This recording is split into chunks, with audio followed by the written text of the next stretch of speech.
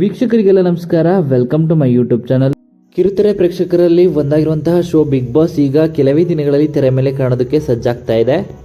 ಇನ್ನು ಇತ್ತೀಚೆಗೆ ಕಲರ್ಸ್ ಕನ್ನಡ ವಾಹಿನಿಯು ಕೂಡ ಬಿಗ್ ಬಾಸ್ ಲೋಗೋವನ್ನು ಪರಿಚಯಿಸಿದ್ದು ಆಗಿದೆ. ಪ್ರತಿ ವರ್ಷದಂತೆ ಈ ಬಾರಿಯೂ ಕೂಡ ಬಿಗ್ ಬಾಸ್ ಸೀಸನ್ 11ಗೆ ತುಂಬಾನೇ ನಿರೀಕ್ಷೆ ಇದೆ. ಇದಕ್ಕೆ ಮುಖ್ಯ ಕಾರಣವೇನೆಂದರೆ ನಟ ಕಿಚ್ಚ ಸುದೀಪ್ ರವರು ಬಿಗ್ ಬಾಸ್ ಇಂದ ಹೊರ ನಡೀತಿದ್ದಾರೆ ಎನ್ನೋ ಮಾತುಗಳು ಕೆಲವು ಕಡೆ ಕೇಳಿ ಬರ್ತಾ ಇದೆ.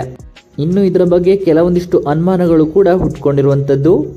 ಆದರೆ ಈ ಗೊಂದಲದ ನಡುವೆಯೇ ವಾಹಿನಿ ರಿವೀಲ್ ಮಾಡಿದ್ದ ಹೊಸ ಲೋಗೋ ವಿಡಿಯೋದಲ್ಲಿ ಕಿಚ್ಚ ಸುದೀಪ್ ಅವರ ಹೆಸರನ್ನು ಟ್ಯಾಗ್ ಮಾಡಲಾಗಿತ್ತು.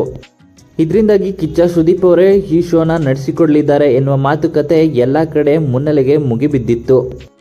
ಆದರೆ ಈಗ ಲೋಗೋ ವಿಡಿಯೋದಿಂದ ಕಿಚ್ಚ ಸುದೀಪ್ ಅವರ ಹೆಸರನ್ನು ತೆಗೆಯಲಾಗಿದೆ. ಹಾಗಾಗಿ ಬಿಗ್ ಬಾಸ್ ಸೀಸನ್ 11 ಕಾರ್ಯಕ್ರಮದಿಂದ ನಟ ಕಿಚ್ಚ ಸುದೀಪ್ ರವರು ಹಿಂದುಳಿತಾರ ಅನ್ನೋದು ಕೂಡ ಚರ್ಚೆ ಆಗಿರುವಂಥದ್ದು. ಇನ್ನು ನಟ ಕಿಚ್ಚ ಸುದೀಪ್ ರವರು ಹೊಸ ಸಿನಿಮಾಗಳಿಗೆ ಗ್ರೀನ್ ಸಿಗ್ನಲ್ ನೀಡಿದ್ದು, ಇದರ ಜೊತೆಗೆ ಚಿತ್ರೀಕರಣದಲ್ಲಿ ಕೂಡ ಬ್ಯುಸಿಯಾಗಿದ್ದಾರೆ. ಇದರ ನಡುವೆ ಬಿಗ್ ಬಾಸ್ ಸೀಸನ್ 11 ಕಾರ್ಯಕ್ರಮಕ್ಕೆ ನಟ ಕಿಚ್ಚ ಸುದೀಪ್ ರವರು ಯಾವ ರೀತಿ ಸಮಯವನ್ನು ಬಳಸ್ಕೊಳ್ತಾರೆ ಅಂತ ಕಾದು ನೋಡಬೇಕಾಗಿದೆ. ಬಿಗ್ ಬಾಸ್ ಸೀಸನ್ 1ರಿಂದ ಬಿಗ್ ಬಾಸ್ ಸೀಸನ್ 10ರವರೆಗೂ ನಟ ಕಿಚ್ಚ ಸುದೀಪ್ ರವರೇ ನಿರೂಪಣೆ ಮಾಡಿದ್ದಾರೆ. ಇನ್ನು ನೆಟ್ಟಿಗರು ಕೂಡ ಕಿಚ್ಚ ಸುದೀಪ್ ರವರೇ ಇರಲಿ ಎನ್ನುತ್ತಿದ್ದಾರೆ. ಕಲರ್ಸ್ ಕನ್ನಡ ವಾಹಿನಿಯಲ್ಲಿ ಲೋಗೋ ರಿಲೀಸ್ ಆದಾಗ ತುಂಬಾನೇ ಖುಷಿಯಾಗಿದ್ದ ವೀಕ್ಷಕರು ಈಗ ತುಂಬಾನೇ ಬೇಸರ ಪಡುವಂಥದ್ದು. ಯಾಕಂದ್ರೆ ನಟ ಕಿಚ್ಚ ಸುದೀಪ್ ರವರ ಹೆಸರನ್ನ ಲೋಗೋ ಇಂದ ರಿಮೂವ್ ಮಾಡಿದ್ದಾರೆ. ಈ ರೀತಿಯಾಗಿ ಅನುಮಾನವನ್ನು ಹುಟ್ಟಿಸಿರುವಂಥದ್ದು. ಹಾಗಾದರೆ ಬಿಗ್ ಬಾಸ್ ಸೀಸನ್ 11 ಕಾರ್ಯಕ್ರಮವನ್ನು ರಮೇಶ್ ಅರವಿಂದ್ ಅವರು ನಡೆಸಿಕೊಡುವಂತಹ ಸಾಧ್ಯತೆ ತುಂಬಾನೇ ಜಾಸ್ತಿ ಇದೆ. ಇದಕ್ಕೆ ನಟ ರಮೇಶ್ ಅರವಿಂದ್ ಅವರು ಕೂಡ ಗ್ರೀನ್ ಸಿಗ್ನಲ್ ಕೊಟ್ಟಿದ್ದಾರೆ. ನಟ ರಮೇಶ್ ಅರವಿಂದ್ ಅವರು ಕೂಡ ಇತ್ತೀಚೆಗೆ ತಮ್ಮ ಫೋಟೋ ಶೂಟ್ನ ಮಾಡಿಸಿ ಸೋಷಿಯಲ್ ಮೀಡಿಯಾದಲ್ಲಿ ಹಂಚಿಕೊಂಡಿದ್ದಾರೆ.